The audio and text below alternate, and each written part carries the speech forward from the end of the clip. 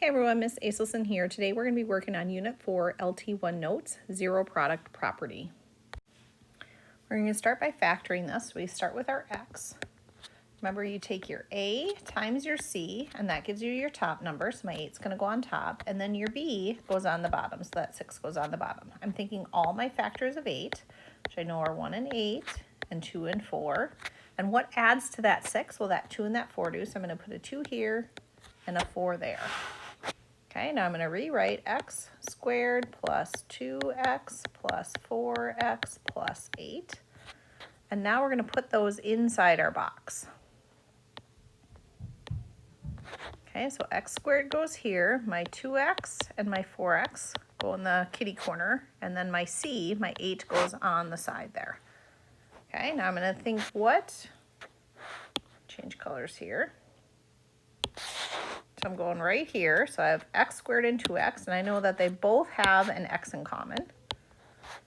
And then I'm going to go right next to it, and I'm going to be right here, 4x and 8, and I know that they both have a 4 in common. And I'm going to go side to side. I'm going to start right here, x squared and 4x, they both have an x in common. And then finally, that bottom row, switch to red, I have a 2x and an 8, and I know that they both have a 2 in common. So then I'm left with x plus 4 for one and x plus 2 for the other one. So that would be my final answer. Okay, looking at number 2, I have 2x squared plus 11x plus 15. Again, I'm going to start with that x, and I'm going to multiply my a times my c. So my 2 times my 15, that gives me a 30. And then my b goes on bottom, so I have 11 on the bottom. Now I'm thinking of all my factors of 30. So I know 1 and 30. I know 2 and 15. 3 and 10. 4 won't go in there. 5 and 6. And now I'm at 6, so I find all my factors. Well, the only thing that adds up to 11 would be this 5 and this 6. I'm going to put a 5 here and a 6 here. Okay, now I'm going to rewrite using my new b term. So these b terms are replacing this b term up at the top there. So I'm going to start with 2x squared plus 5x plus 6x, and then end with my c value plus 15. And now I'm going to put those all in my box. So I'm going to have 2x squared here, a 5x and a 6x in the corners, and then a 15 on the side. Okay, now we're going to see what do they have in common. So I'm going to start with 2x squared and 5x, and I see that they both have an x in them. Now I'm going to go to 6 and 15, and I know that they both have a 3 in common. Whoops, let's make that black so you can see it a little bit better. Now I'm going to go down the side, so I'm going to go 2x and 6x, and I know the greatest factor in those is going to be a 2 and an x. And finally, we'll do the bottom one here. I have 5x and 15, and I know a 5 will go into both of those. So then I have x plus 3 and 2x plus 5.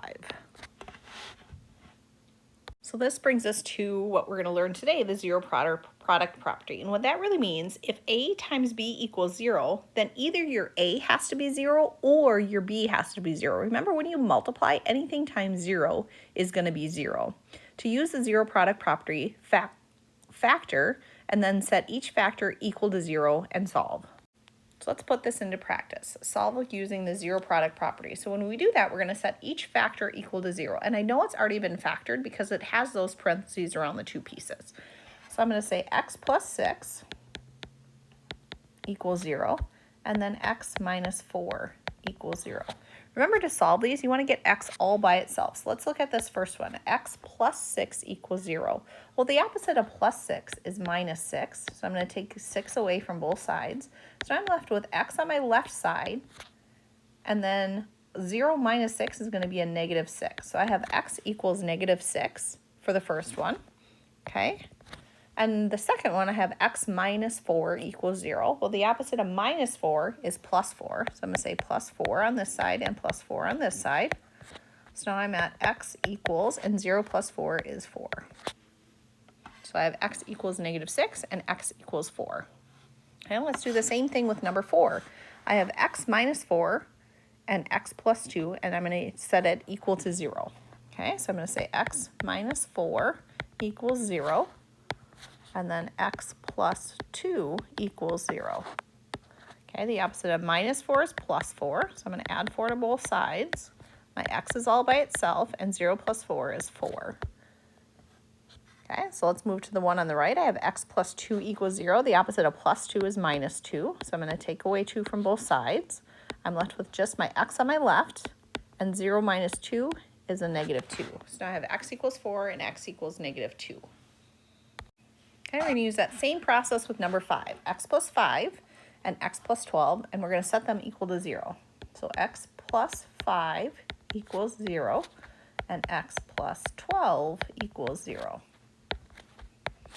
Okay, x plus 5, the opposite of plus 5 is minus 5, so I'm going to take 5 away from both sides. Left with x equals 0 minus 5 is a -5. X plus 12, the opposite of plus 12 is minus 12, so I'm going to take minus 12 away from both sides. I'm left with x on my left equals -12. You guys might get really good at these and see that you can just look when it says x plus 5, you just might know the opposite of plus 5 is -5, and you might not have to do the work that goes into it. Same with x plus 12. Well, the opposite of plus 12 would be minus 12, so your answer is going to be -12. So if x is all by itself, meaning it doesn't have a number in the coefficient or in front, you might just be able to solve those a little easier. Number 6 gets a little bit more difficult, okay, because now I have 2x plus 6. So I'm going to say 2x plus 6 equals 0. And then I have 3x minus 9 equals 0. Okay, so remember, we start by getting the thing furthest away from the x out first. So 2x has to stay together, and it says 2x plus 6. So first I'm going to get rid of that 6. I'm going to say minus 6 on both sides. So now I have 2x equals -6. And remember, when a number and a letter are right next to each other, they're being multiplied. So the opposite of multiply is divide. So I'm going to divide this by 2 and divide this by 2. Now I'm left with x equals -6 divided by 2 is going to give you a -3. Okay, let's go over to 3x minus 9 equals 0. So 3x minus 9. So I want to, remember, you want to get your 3 and your x all by itself first. So you got to get rid of that -9. So I'm going to say plus 9 on both sides. I'm left with 3x on the left side equals 0 plus 9 is 9. Now that 3 and the x are being multiplied, so the opposite of multiplied is divide. So I'm going to divide by 3 and divide by 3. So x equals 9 divided by 3 is 3.